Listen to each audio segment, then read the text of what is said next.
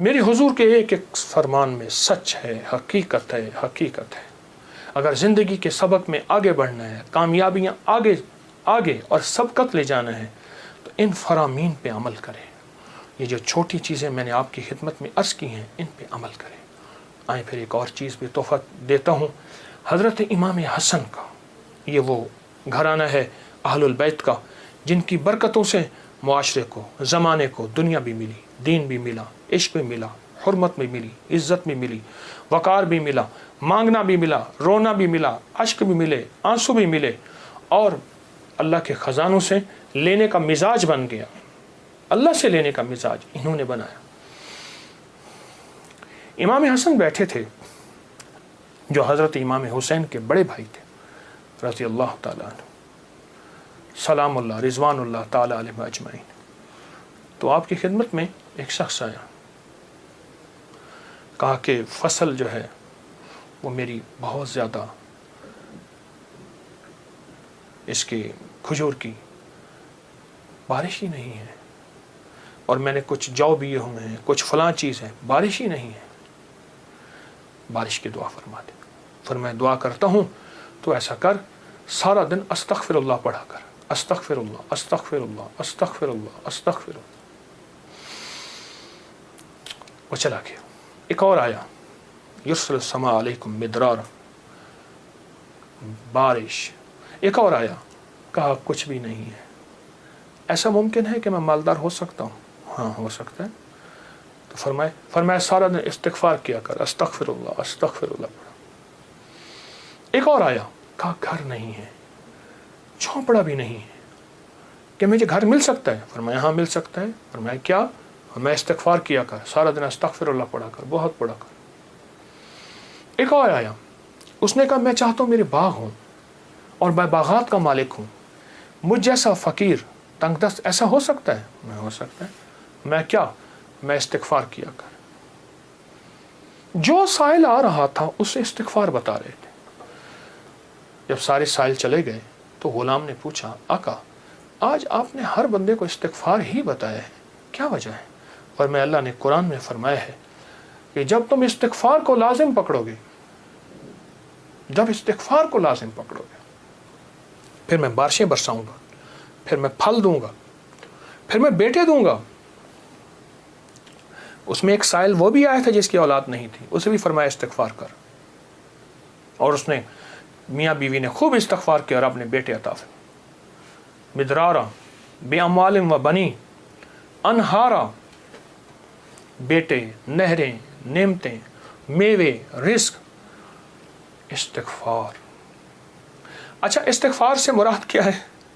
استغفار، میں کسی ملک کے ایئرپورٹ پہ جا رہا تھا تو ایک صاحب نا 4 ویل والا وہ بڑا سا وہ تھا بریف کیس، اس کے ہینڈل سے اس کو چلائے جا رہے تھے ایسے تیزی سے، تو ایک دم فلائٹیں نکل رہی تھیں، راستہ تھا، تو ایکسکیوز می ایسے کرتے نہیں، یوں نکل رہے تھے، تو مجھے استغفار یاد آیا، اور ایکسکیوز می کہتے تھے نا، لوگ راستہ دے دیتے تھے۔ میں اچھا، جب بندہ استغفار کہتا ہے، استغفار کرتا ہے، ایسی راہیں کھل جاتی ہیں، ایسے راستے کھل جاتے ہیں، ایسی منزلیں آسان ہو جاتی ہیں۔ کیوں؟ فرمایا تم سارے کے سارے خطا کار ہو، آقا کا فرمان ہے، مفہوم ہے، اور بہترین خطا کار وہ ہے جو توبہ کرنے والا۔ استغفار کے معنی یہ ہے کہ اللہ میں اعتراف جرم کرتا ہوں، اعتراف جرم کرتا ہوں۔ ہمارے یہاں ایک گھر کے قریب نا ایک دوسری گلی میں آرا مشین تھی، یہ لکڑیاں کاٹنے کی، تو اس کا ایک ٹریکٹر ڈرائیور تھا، پرانا روسی ٹریکٹر تھا جو بڑے بڑے تنے اٹھاتا تھا اس کے درختوں کے۔ تو ڈرائیور جو تھا وہ ہمیشہ جو ہے وہ گاڑی اپنا ٹریکٹر درمیان میں چلاتا تھا، کبھی دائیں بائیں اتارتا نہیں تھا، پھر لڑائیاں بھی ہو جاتی تھیں، جھگڑے بھی ہو جاتے تھے، مار کٹائیاں بھی ہو جاتی تھیں۔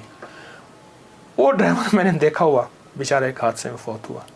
اچھا اس کے مزاج میں ایک عجیب بات تھی، وہ نا جاتے ہی لڑائی کر لیتا تھا، جھگڑے کر لیتا تھا، کبھی ٹریکٹر کا ویل نیچے نہیں اتارتا تھا۔ جھگڑا کرنے کے بعد، سارا کچھ کرنے کے بعد وہاں پہنچتے اپنی قمیض اتارتا تھا، پولیس والوں کو کہتا تھا، تھانے والوں کو، یا جہاں کہیں اس کو لے جاتے تھے انصاف کے لیے یا جھگڑے کو ختم کرنے کے لیے، کہتے مجھے مارے، میں مجرم ہوں۔ وہ کہتے بات کیا ہے؟ کہتے مارے، میں مجرم ہوں۔ अब वो कैसे मारे, बात तो सुने। अच्छा, वो बात थी ऐसी कि उसको मार पड़नी थी।